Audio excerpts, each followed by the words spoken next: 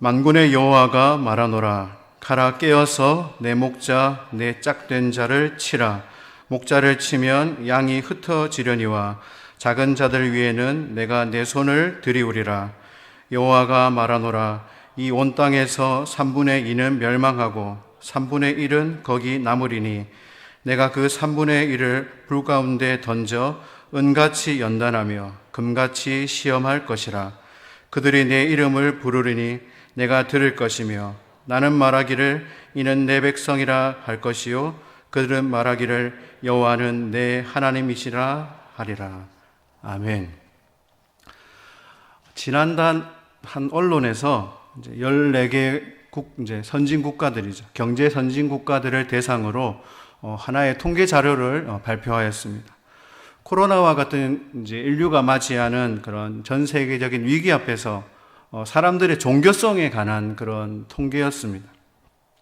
그래서 이 데이터의 결론은 코로나와 같은 재난이 이제 임했을 때 그런 재난이 임할 때마다 전 세계 사람들의 종교성이 이제 강화되었다라는 그런 내용이었습니다.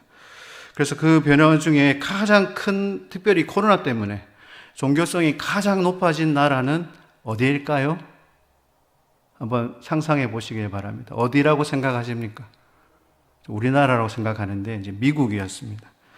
미국의 경우는 종교성이 강해졌다라는 퍼센테이지가 28%였고 큰 변화가 없다는 것이 68%고 약해졌다가 이제 4%였습니다.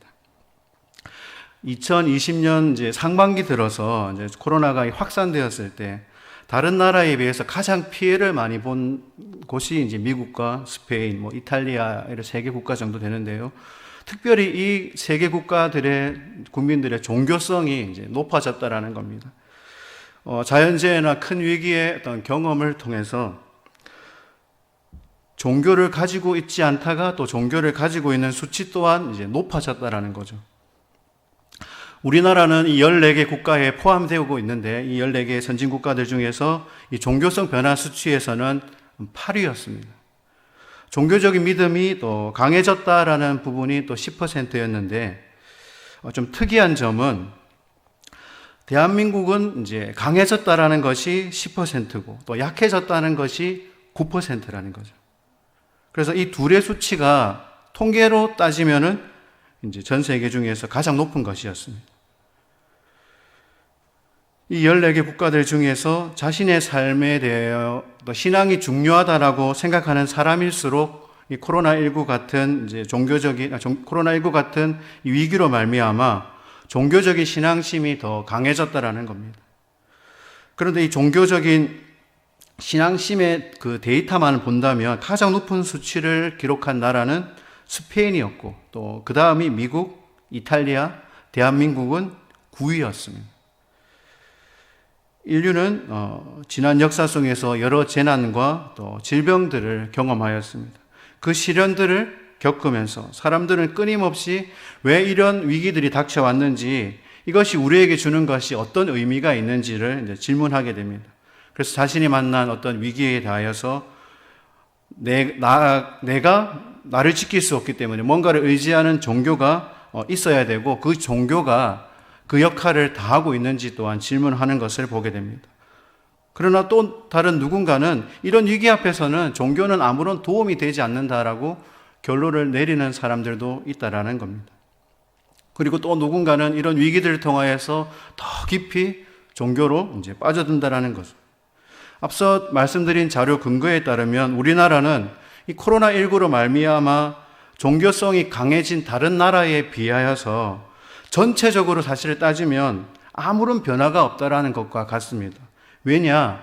이 14개 국가 중에서 신앙이 약해졌다라는 비중이 가장 높았기 때문입니다. 그래서 그 차이를 보면 별로 차이가 없기 때문에 그런 종교성 부분에서는 우리나라가 한편으로는 최하위라고 볼 수 있습니다. 이 자료를 수집하기 위해 응답한 미국인의 86%가 코로나19가 인류에게 영향을 준다라고 생각했고 또 미국인들 중에서 특별히 기독교 신앙을 가지고 있는 사람들은 그중에 35%였는데 이 코로나가 하나님이 인류에게 주시는 교훈이 있다라고 이제 믿고 있다라는 겁니다. 그래서 미국과 스페인, 이런 기독교 신앙을 가지고 있는 국가들은 이 재난이라는 고난 속에서 어떤 종교적인 성찰을 통하여서 그 의미를 찾으려고 한다라는 겁니다.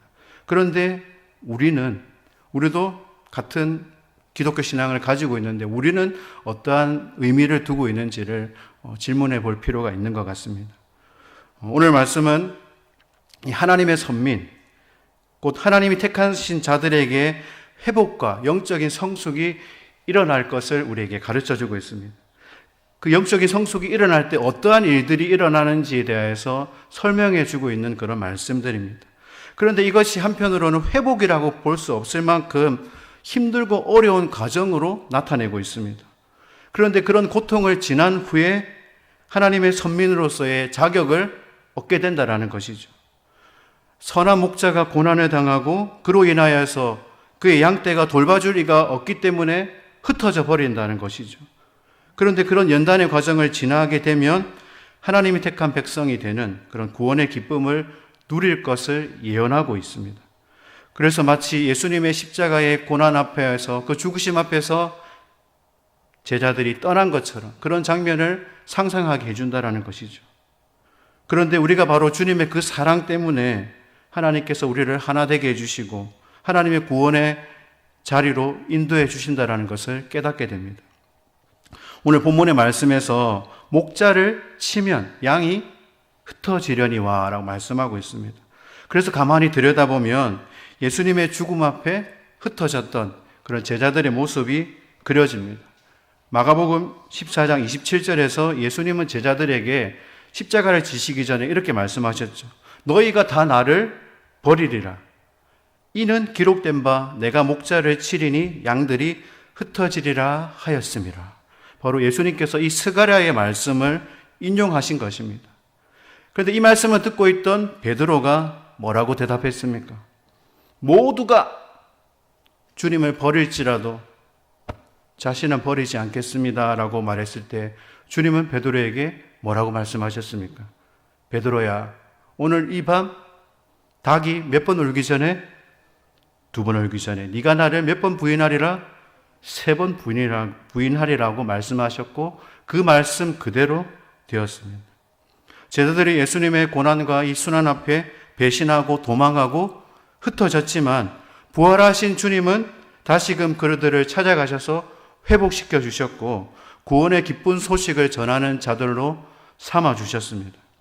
오늘 본문의 7절에 보면 칼이 목자를 친다고 되어 있는데 그 칼은 바로 당시의 권력을 의미하고 있습니다. 서기관과 바리새인들, 특별히 예수님을 대적하였던 유대인의 종교 지도자들은 이 로마의 권력을 이용하여서 예수님을 십자가의 죽음에 이어지게 했습니다. 하지만 이 모든 것은 하나님의 주권으로 이루어졌다는 것을 우리가 잘 알고 있습니다. 오늘 말씀에서 표현되기를 내 목자, 내 짝이 된 자를 칼이 칠 것이라고 말씀하고 있습니다. 나의 목자, 나의 짝된 자가 바로 예수님을 나타내고 있다면 하나님이 예수님을 치게 하신 것이죠. 그런데 그것은 세상의 어떤 권력에 의한 것이 아니라 하나님의 결정이었고 하나님께서 택하신 것이었기 때문에 하나님께는 가장 큰 고통이라는 것입니다. 하나님이 느끼시는 그 큰 고통이 있어야지 하나님께서 하나님이 택하신 백성들을 구원해내는 일이 이루어지는 것이기 때문입니다. 그 7절 말씀 끝부분을 보면 이렇게 말씀하고 있죠. 작은 자들 위에는 내가 내 손을 들이우리라. 작은 자들에게 내 손을 들이운다라는 이 말씀을 세번역 성경으로 보면 이렇게 말씀하고 있습니다. 더 쉽게 와닿는 것이죠. 나 또한 그 어린 것들을 칠 것이다. 칼이 목자를 치면 하나님께서 똑같이 역시 손을 펴서 어린 것들을 친다라는 무서운 말씀처럼 느끼지 않습니까? 칼이 목자를 쳐서 양떼를 흩어지게 하면 나도 그 흩어진 그 양떼를 칠 것이라고 말씀하고 있습니다. 칼이 목자를 치는 것과 하나님이 하나님의 손으로 작은 자들을 치신다는 것은 사실은 같은 의미가 아니라는 것을 깨닫게 됩니다. 그래서 이 말씀 한 절을 잘못 이해하게 되면 하나님은 인정도 없으시는 분, 하나님은 아무런 정도 없으시는 분이라고 생각할 수밖에 없다라는 겁니다. 목자가 죽었다고 그 흩어진 양들을 그냥 두는 것이 아니라 하나님의 손으로 심판하시고 하나님의 손으로 진멸하신다는 것과 같기 때문입니다.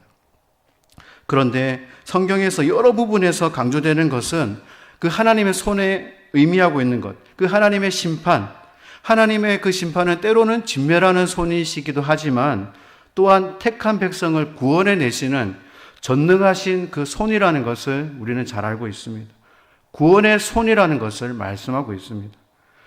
그 하나님의 손은 흩어졌던 제자들을 다시 부르시고 그들을 회복시켜 주시는 손이라는 것을 말씀하고 있습니다. 그들에게 믿음과 용기를 주시고 또한 성령으로 역사하셔서 그들이 담대히 세상으로 나아가서 복음을 전하게 하는 것입니다. 그래서 하나님의 그 손에 만져지게 되면 어떻게 될까요? 사람은 그 죄를 깨닫게 되겠죠. 주님이 내가 결코 갚을 수 없는 그 죄의 싹을 주님이 지불해 주셨음을 깨닫고 주님의 구원을 믿게 된다라는 사실입니다.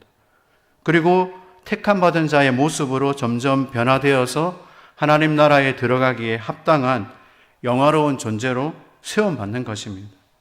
이것이 바로 하나님의 손이 드리워질 때 시작되는 일이라는 것을 우리에게 가르쳐 주고 있습니다. 중요한 것은 누구나 할 것 없이 다른 누구도 아닌 하나님께로부터 이 두 가지를 받게 된다는 것입니다. 그 두 가지가 무엇이냐? 하나는 세상의 칼이라는 것이고 또 하나는 하나님의 손으로 만짐받는 것, 이 두 가지라는 것을 가르쳐 주고 있습니다. 예수님께서 대신 만약에 칼을 받으셨다, 그것을 믿지 않는다면 그 벌을 누가 받아야 되느냐? 스스로 받아야 된다는 겁니다. 자기 스스로 죄의 값이 해결되지 않으면 여러분 어떻게 되겠습니까? 결국 그 죄에 대한 값을 내가 지불해야 되는 것이죠. 내가 그 칼을 직접 받고 내가 직접 그 죄값을 지불해야 된다는 겁니다. 그런데 여러분 그것이 가능한 일입니까? 결코 있을 수도 없고 불가능한 일이라는 것을 우리는 잘 알고 있습니다. 만약에 내가 그것을 할 수 있다라고 여기는 사람은 참으로 어리석은 사람입니다. 우리가 말하는 천국에 들어가기 위해서는 죄가 하나라도 없어야 되겠죠. 반대로 지옥에 가지 않기 위해서라도 죄가 하나도 없어야 된다는 겁니다. 그런데 거기에 합당한 사람은 이 땅에 아무도 없다라는 겁니다. 오늘 성경에서 목자가 가르치는 분이 예수 그리스도임을 믿는 사람은 하나님이 회복해 하시는 손, 그 손을 의지하게 된다는 것을 깨닫게 됩니다. 때로는 그 손이 거치게 느껴지고 이해할 수 없는 고통처럼 다가올 때도 있습니다. 나를 힘들게 하는 손으로 여길 수 있다는 겁니다. 그러나 그 손이 우리를 반드시 구원해 내시는 손이심을 믿으시길 바랍니다. 그 하나님의 손이 함께하기 때문에 우리가 낙심될 때 하나님은 그 손으로 우리를 만져주시고 우리를 회복해 하신다라는 것입니다.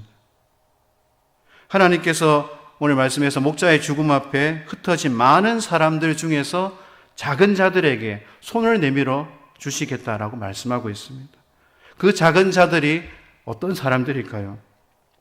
이 작은 자들을 뜻하는 원어적인 의미는 비천하고 하찮은 존재들이라고 볼 수 있습니다.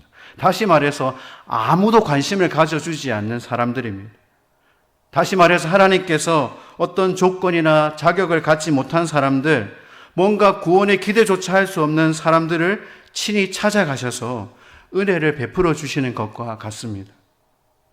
성경의 여러 부분에서 같은 맥락으로 이렇게 표현하고 있는 것을 보게 되는데요.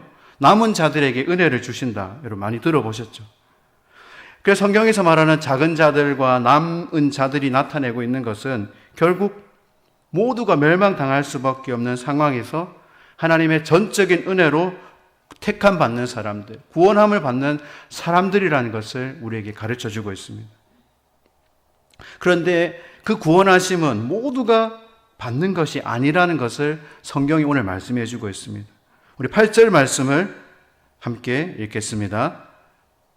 여호와가 말하노라, 이 온 땅에서 3분의 2는 멸망하고 3분의 1은 거기 남으리니.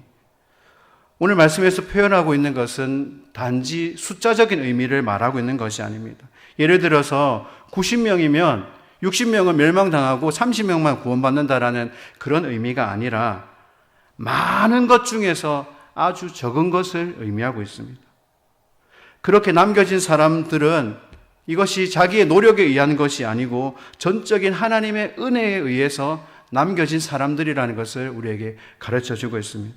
하나님께서 은혜를 베푸셨기 때문에 남겨진다라는 그런 의미라는 겁니다.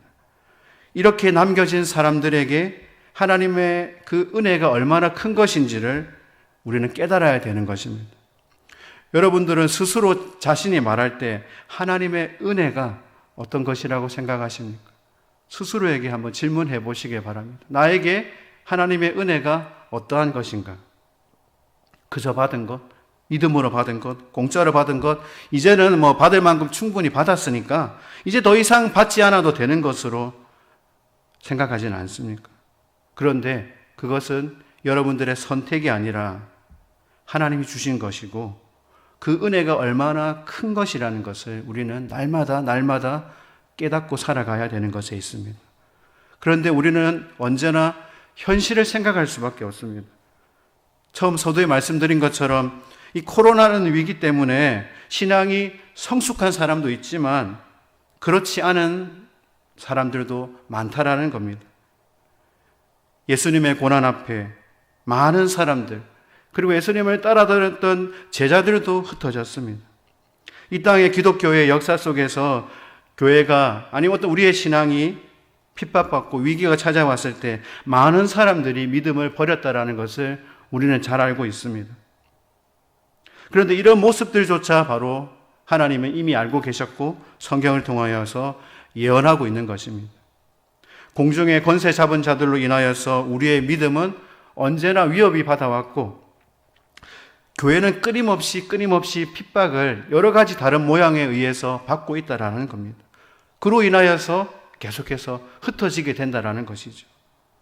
오늘 말씀에 의하면 3분의 2, 그것은 흩어지는 사람들이 너무나도 많다라는 겁니다. 그리고 남겨지는 이들, 이 3분의 1이라는 것은 너무나도 적은 것을 우리에게 가르쳐주고 있습니다. 중요한 것은 어떤 것이냐? 바로 남은 자들이라는 것을 우리에게 강조하고 있습니다. 핍박 속에서도 목자에 대한 믿음을 붙들며 흩어지지 않는 자들임을 우리에게 가르쳐주고 있습니다.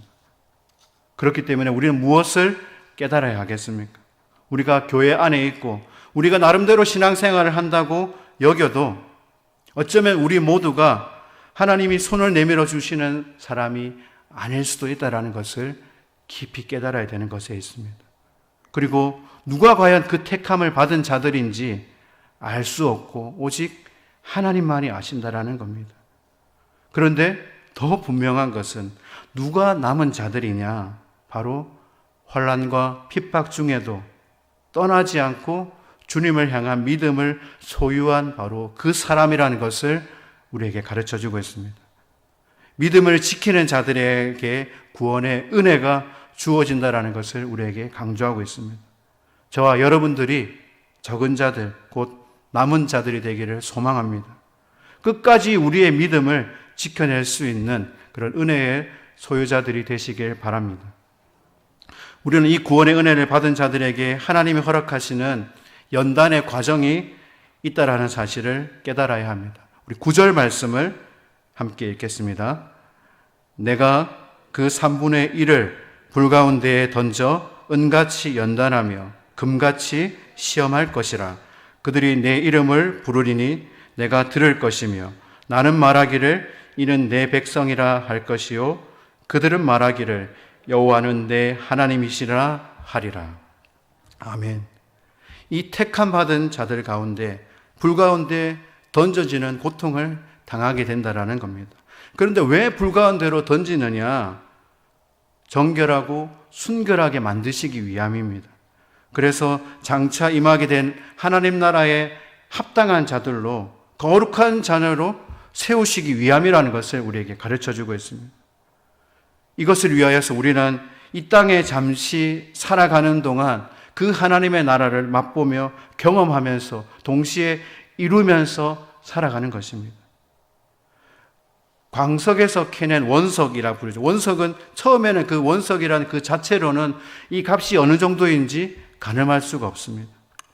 그렇기 때문에 불 속에 던져져서 떨어져 나가고 정제될 때 우리가 원하는 높은 가치의 금을 얻어내는 것입니다.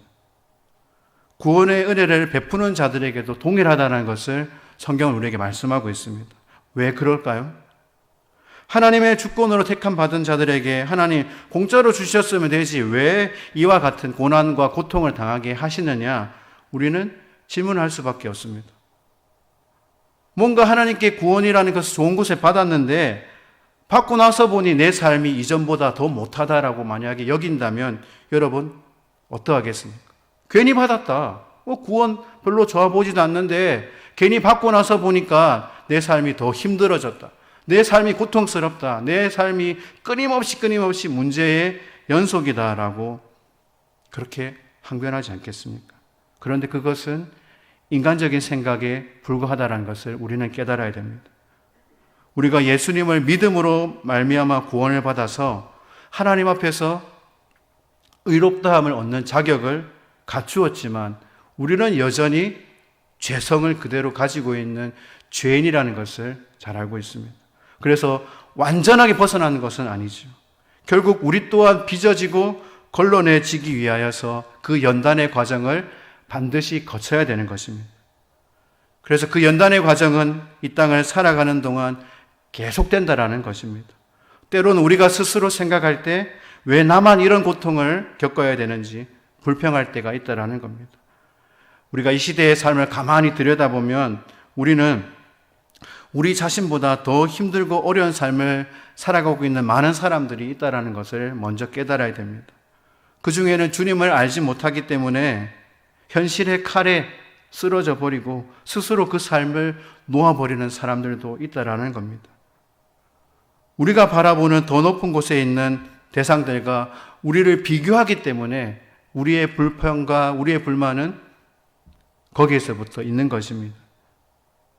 여러분들은 어떤 삶이 은혜가 가득한 삶이라고 여기십니까? 옆에 분에게 한번 질문해 보실까요? 어떤 삶이 가장 은혜로운 삶일까요? 어떤 삶이 가장 은혜로운 삶일까요? 저의 가장 가까운 사람으로부터 이런 이야기를 들었습니다. 수업을 가는 기관에 그런 건물들이 여러 개 있는데 확진자가 다녀갔답니다. 그래서 확진자가 다녀갔다 하면 이제 발칵 뒤집히죠. 같은 건물은 아닌데도 확진자가 다녀갔다는 그 이유 하나만으로 이제 교육적 센터로 다시 복귀했다라고 합니다. 그런데 그 복귀했는데 때마침 선생님 한 분이 계셔가지고 깊은 대화를 나눴는데 그 이야기를 나눈 선생님의 이제 한편의 간증이죠. 자신의 아들이 초등학교 5학년인데 그 다니는 교회 학교에서 전도왕이라고 합니다. 그렇게 전도를 잘할 수가 없다라고 합니다. 어른들보다 더 전도를 잘한다고 합니다. 그런데 그 내용이 자랑하기 위함이 아니라 저도 그 얘기를 듣고 보니까 그 가정 안에 머문 하나님의 은혜를 깨닫게 되었습니다. 이 초등학교 5학년의 아이가 전도하는 반 아이들에는 집안 형편이 좋은 아이들도 있을 것이고 또 그렇지 못한 아이들도 있을 것입니다. 지난 휴일에 빨간 날 어떤 날인지 아시죠? 그 지난 빨간 날 휴일에 그 선생님의 아들이 이제 친구를 한 명 데리고 왔답니다. 그래서 이기대 공원에 함께 놀러를 갔는데 그 아들이 데리고 온 친구의 모습을 보니까 딱 아래 위로 스캔을 했는데 신발은 좀 다를 대로 달아서 그냥 떨어져 나가는 그런 신발과 옷은 뭔가 단체복으로 주는 옷을 입은 듯한 그런 모습이었다고 합니다. 그래서 이렇게 물어보니까 부모가 있는 것 같은데 아버지는 멀리 떨어져서 일하고 어머니도 계신다고 하는데 그 모습을 보니까 아이에 대해서 전혀 신경을 쓰지 않는 그래서 아마도 형편이 좋지 못한 아이구나라는 생각이 들었답니다. 그래서 이 친구에게 점심을 같이 사 먹이고 또 즐거운 시간을 보내고 집으로 돌아와서 이제 집으로 가라고 돌려보냈는데 이 친구가 돌아가지 않고 그 자신이 살고 있는 아파트 주변을 배회하는 게 보였다고 합니다. 그래서 아들을 보내가지고 확인해 보니까 어차피 집에 가봐야 저녁에 먹을 것도 없고 해서 그냥 돌아다니는 거다라고 말했다고 합니다. 그래서 걱정이 됐는데 나중에 또 아이가 없어서 확인해 보니까 할머니 댁에 가서 이렇게 저녁을 먹었다라고 합니다. 여러분, 제가 왜 이 이야기를 하겠습니까? 이 선생님과 그 아들, 우리가 일반적으로 생각해 보면 어떻겠습니까? 만약 여러분들의 손녀나 아니면 자녀 중에서 이런 아이를 데려온다면, 그리고 늘 만나는 친구들이, 전도하는 친구들이 이와 같은 아이라면 여러분들은 그들을 가까이 하라고 하겠습니까? 그런 친구 어떻게 하겠습니까? 절대 사귀지 마. 가까이 지내지도 마. 같이 다니면 너 다른 사람들이 오해한다. 여러분, 그러지 않겠습니까? 솔직하게 말해서 그러지 않겠습니까? 그런데 이 아들은, 이 선생님의 아들은 항상 전도하는 아이들이 주로 그런 친구들이랍니다. 그런 소외된 아이들을 전도해서 주일날 항상 그 친구들을 교회로 전도해서 코로나가 생긴 바람에 식사를 할 수 없으니까 그 친구들을 항상 집으로 데려온답니다. 그래서 주일마다 이 선생님께서 아들 친구들을 같이 이렇게 예배 후에 집에서 식사 대접을 자주 했다라고 합니다. 우리는 오히려 멀리 하라고 말하고 가까이 하지 말라고 말할 것 같은데 이 선생님의 가정은 그렇지 않았다라는 겁니다. 오히려 돌봐주고 베풀어주고 함께 해주는 것, 이것이 결코 쉬운 것이 아니라는 것을 우리는 잘 알고 있습니다. 이 선생님의 아들은 이런 소외된 친구들에게 많은 관심이 있는 것 같습니다. 아무도 관심 가져주지 않는 그 사람들을 가까이 해준다면, 그래서 그들에게 예수님의 복음을 전한다면, 내가 가진 무엇인가로 그들에게 나눠준다면 그 누군가가 바로 주님의 사랑을 받고 장차 성장하여서 어떤 존재로 변할지는 아무도 알 수 없다라는 겁니다. 저는 이 대화의 내용을 전해 들으면서 이 선생님의 가정에 임한 진짜 구원의 은혜, 하나님의 은혜 속으로 날마다 달려가는 그런 가정의 모습이 느껴졌습니다. 하나님의 손에 붙들려서 그 앞에 살아가는 삶의 자리가 큰 감동으로 다가오면서 저도 마찬가지고 우리 또한 그런 삶을 살아야 되는 것이 아닌가라는 생각이 듭니다. 그래서 우리 모든 가정에 주님의 그 은혜가 임하기를 소망합니다. 우리가 순금을 얻기 위해서는 뜨거운 불이 필요합니다. 처음에는 광석이었지만 이 뜨거운 불에 의해서 불순물들은 걸러지고 정금을 추출해내는 것이죠. 그래서 금이나 은을 얻어내기 위해서는 용광로와 같은 뜨거운 불이 필요하다라는 겁니다. 말씀에서 이 연단하다라는 것은 이 히브리 원어의 의미에 의하면 광석을 용광로 속에 던져놓고 금과 은을 추출해내는 그런 과정을 뜻하는 그런 단어입니다.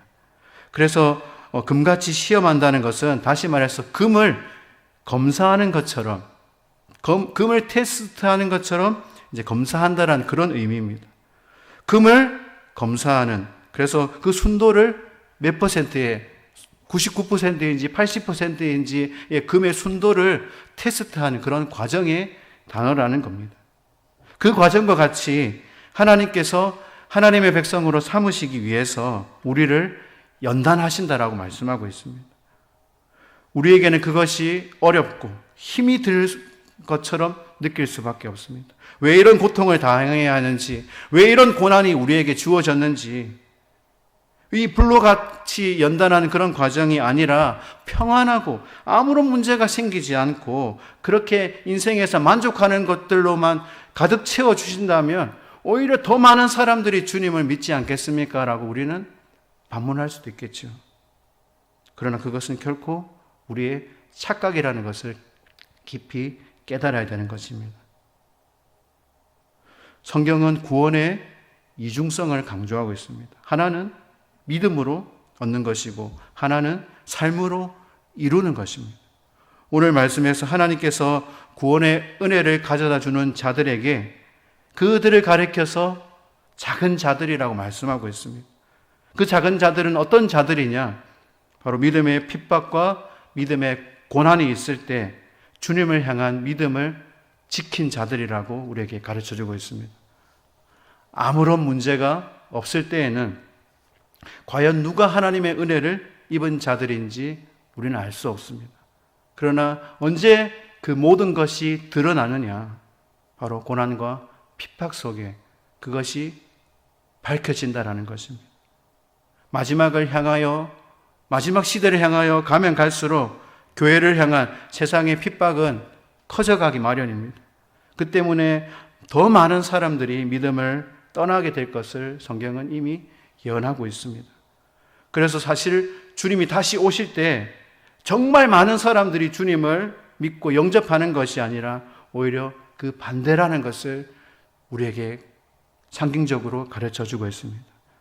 그래서 하나님께서 남겨두신 작은 자들을 연단하신다라는 것을 우리에게 말씀하고 있습니다. 그 연단이 어쩌면 고통스럽고 견디기 힘든 과정일 수 있다라는 겁니다. 그런데 그 연단의 과정을 지나게 되면 어떻게 되느냐? 오늘 말씀은 이렇게 표현하고 있습니다. 그 작은 자들이 여호와 하나님을 부르게 되고 하나님은 그 목소리를 들어주신다라고 말씀하고 있습니다. 그래서 하나님은 그들에게 말씀하시기를 내 백성이다라고 말씀하십니다. 그리고 남은 그 자들은 또다시 하나님께 뭐라고 고백하느냐? 여호와는 내 하나님이십니다라고 말씀합니다. 오늘 말씀에서 하나님은 네 가지를 4번 반복해서 강조하고 있습니다. 내 이름, 내가 듣고, 내가 말하고, 내 백성이다. 이렇게 4번에 표현하는 것, 모든 것의 그 주체는 하나님이시라는 것을 우리에게 강조하고 있습니다. 하나님이 들으시고 하나님이 응답해 주시는 것입니다. 누구에게 응답하시느냐? 정금과 같이 연단된 하나님의 자녀가 하나님의 이름을 부를 때 하나님께서 즉각 응답해 주신다라는 것을 강조하고 있습니다. 우리가 세상을 살면서 평안한 삶을 살기를 원하는 것은 믿는 사람이나 믿지 않는 사람이나 모두가 동일한 마음이 있습니다. 모두가 원하는 것이죠. 그런 하나님께서는 그런 인간의 기대와 소망과는 다르게 구원의 은혜를 가져다 주신다라는 것을 우리는 깨달아야 됩니다. 하나님이 택한 자들, 하나님의 구원의 은혜를 주실 자들에게는 하나님이 이와 같은 과정을 겪게 하신다라는 겁니다. 어쩌면 우리에게 주어진 지금의 상황이 그 때임을 깨닫게 됩니다. 그런 과정일 수 있음을 깨닫게 됩니다. 우리가 이것을 깊이 깨닫게 되면 우리의 삶은 욥이 고백했던 것과 같이 나의 가는 길을 오직 그가 아시나니 그가 나를 단련하신 후에는 내가 정금같이 나오리라. 우리 또한 이와 같은 고백을 하게 될 줄 믿습니다. 그래서 우리의 삶을 이 정금과 같이 세우셔서 하나님의 백성으로 삼으시는 그 과정임을 믿고 나아가는 삶이 되기를 소망합니다. 우리가 단지 고난과 고통에만 우리의 생각과 우리의 마음을 둔다면 우리는 하나님의 뜻을 결코 깨달을 수가 없습니다. 우리는 본래 죄인이라는 것을 먼저 깨달아야 됩니다. 죄인이라는 존재이기 때문에 하나님의 심판으로 멸망받을 자들이라는 겁니다. 그런 우리에게 하나님께서는 하나님의 구원을 주시기 위하여서 아무런 허물과 아무런 죄도 없으신 예수님을 그 세상 죄를 짊어지게 하시고 고난과 핍박을 당하게 하셨다라는 겁니다. 그래서 십자가가 주는 그 수치와 부끄러움을 결국 개의치 않으심으로 주님은 하나님의 보좌의 우편에 앉으셨습니다. 우리 삶 속에 이해할 수 없는 많은 문제들이 크다는 것을 생각하지 말고 우리를 위한 주님의 사랑, 곧 그 은혜를 주시기 위한 주님의 고난이 먼저 있었음을 깨닫는 삶이 되기를 소망합니다. 그렇다면 우리 또한 우리에게 주어진 이 현실의 고난을 또 감당하게 되고 더욱더 주님을 닮아서 성결하게 하여서 하나님 앞에 거룩한 존재, 흠이 없는 존재로 세워지게 될 줄 믿습니다. 내가 원하고 내가 바라고 내가 꿈꾸는 것이 아닌 하나님이 원하시는 뜻대로 하나님이 빚으시는 그 모습대로 빚어지는 그런 인생이 되기를 소망합니다. 그 연단의 과정을 지난 자에게는 더 이상 막힘이 없다라는 것을 오늘 성경을 말씀해 주고 있습니다. 그래서 언제나 하나님께 하나님의 이름을 부르면 하나님이 즉각 응답해 주신다라고 말씀하고 있습니다. 부르짖고 간구하는 그 기도의 소리에 주님이 즉각 응답해 주신다라는 겁니다. 부르실 때, 주님을 향하여서 부를 때 응답받는 그 은혜를 날마다 경험하기를 소망합니다. 그 은혜를 위하여서 여러분들의 삶의 자리가 하나님의 그 은혜를 향하여서 끊임없이 질주하는 그런 인생이 되시고 또 이 한 주간의 삶이 되기를 소망합니다. 하나님 아버지 은혜와 사랑을 감사드립니다. 우리는 우리의 삶 속에 일어나는 일들로 인하여서 참으로 이해하지 못할 많은 위기를 겪게 됩니다. 우리가 이 모든 위기 앞에서 주님의 그 십자가 사랑을 깨닫게 하여 주시고 또 우리를 이 고난과 고통 속에서 빚으시고 아름답게 세우실 그 하나님의 손길을 경험하며 날마다 살아갈 수 있는 은혜가 있게 하여 주시옵소서. 그래서 언제든지 우리가 주님의 이름을 부를 때 주님이 우리의 기도를 들으시고 우리를 응답해 주시고 내 백성이요 내 자녀라고 불러주시는 그 음성을 들을 수 있는 귀한 은혜가 있게 하여 주시옵소서. 주님께 감사드리며 귀하신 예수 그리스도의 이름으로 기도드립니다.